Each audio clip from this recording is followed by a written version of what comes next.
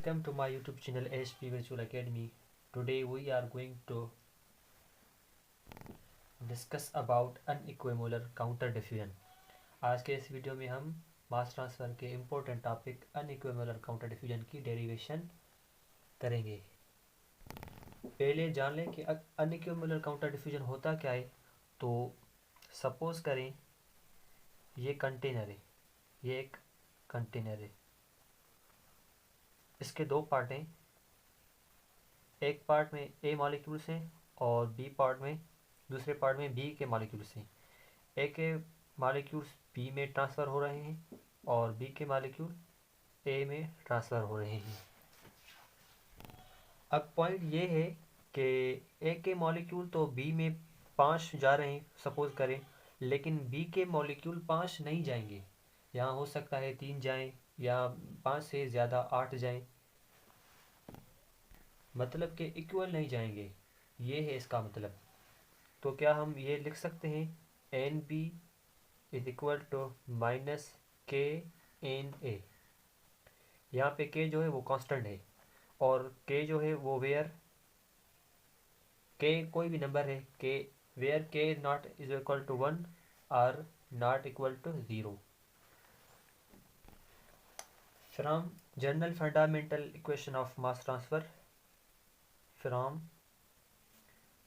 General fundamental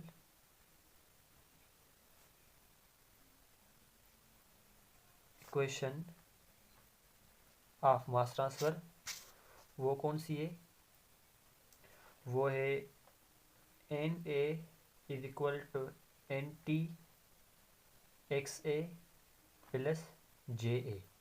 ये fundamental equation है mass transfer की। अब देखें, एन टोटल की जगह हम N A plus N b लिख सकते हैं। तो एन टोटल की जगह हम ये लिखेंगे N A is equal to N A plus N B X A plus J A. अब N A is equal to N A plus N B X A. अब जे ए की जगह हम क्या ये लिख सकते हैं, ये फिक्स लॉ ऑफ डिफ्यूजन के मुताबिक J A is equal to minus D A B C total D X A upon D red. तो हम जे ए की जगह ये लिखेंगे minus D A B C total D X A और D red. यहाँ तक क्लियर है। अभी हम ये वाला टर्म जो है वो इधर ले आएंगे। तो N A minus N A plus N B X A, ये हो जाएगा is equal to minus D A B C total D X A और डी रेड।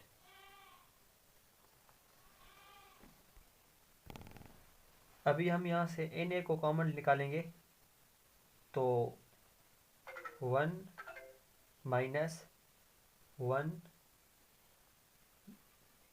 और इधर इधर क्या बचेगा plus N B X A is equal to minus D A B C total D X A और D Z.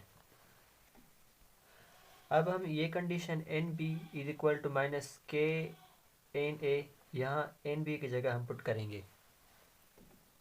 जब put करेंगे तो ये हो जाएगा एन ए 1 माइनस 1 माइनस इधर इधर क्या आएगा माइनस के एन ए को हमने फिर से कॉमन लिया तो यहाँ पे सिर्फ बचा के इंटू एक्स ए। इधर सेम ही रहेगा minus D A B C total D X A और डी जेड। अभी यहाँ तक क्लियर है। अब हम क्या करेंगे, डी जेड को हम इधर ले आएंगे और ये सारा टर्म जो है वो हम इधर ले आएंगे। अभी हम क्या करेंगे, डी जेड को इधर ले आएंगे और ये जो सारा टर्म है ये हम इसके नीचे ले आएंगे। तो इक्वेशन ऐसे बन जाएगी। इसको अभी हम इंटीग्रेशन करेंगे और इसको भी इंटीग्रेशन करेंगे। इधर हम लिमिट लेंगे z1 से z2 तक, और ये जो है हम लेंगे x a1 से x a2 तक। तो अभी टर्म जो है वो ऐसे हो जाएगा एन ए z2 माइनस z1, और ये term minus D A B C total over 1 minus k log 1 minus k x A two over 1 minus k x A one. अभी हम क्या करेंगे, के का वैल्यू हम के की जगह हम वैल्यू पुट करेंगे। वो हम कहाँ से लेंगे, n B is equal to minus के एन ए, इधर से हम के का वैल्यू लेंगे। तो k is equal to minus n B over N a. अभी ये वैल्यू हम के की जगह पुट करेंगे, n A z2 minus z1 is equal to minus D A B C total over 1 minus ये और एक ये, तो ये प्लस हो जाएगी n b upon N A log 1 minus 1 plus N B over N a x A two 1 minus 1 plus N B over N a x A one. अभी देखें तो क्या हम इसको आगे ऐसे लिख सकते हैं, N A z2 minus z1 is equal to N A over N A plus N B into D A B C total log 1 minus 1 plus N B over N A into X A over 1 minus N A plus N B over N B, N ए इधर A आएगा और इधर भी ए है और इधर भी N A into X ए। तो देखें ये टर्म कैसे आया। तो इसका जब हम एलसीएम निकालेंगे, देखें 1 प्लस एन ए आवर ओ N B over N A,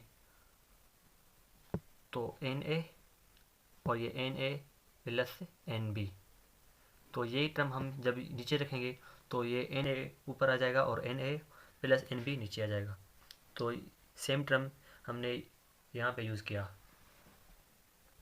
अब आगे क्या करेंगे, तो आगे इस टर्म को हम एन